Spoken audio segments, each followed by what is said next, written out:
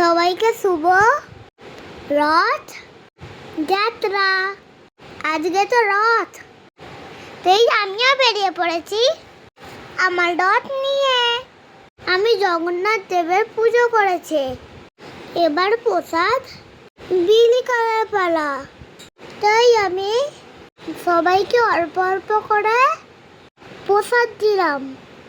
একটুখানি আমার রথটা চালাতেই ওই পাড়া বন্ধুদের দেখলাম, তাই আমি ওদেরকে একটু প্রসাদ দিয়ে দিলাম।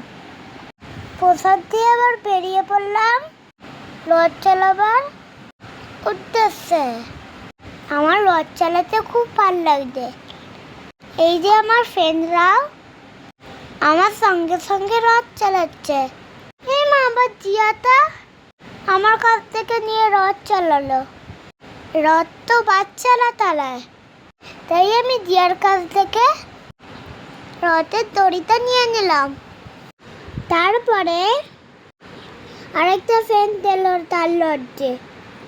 আমরা দুজনে মিলে রথের রেস করছিলাম। আমি জিতে গেলাম। ইয়ে!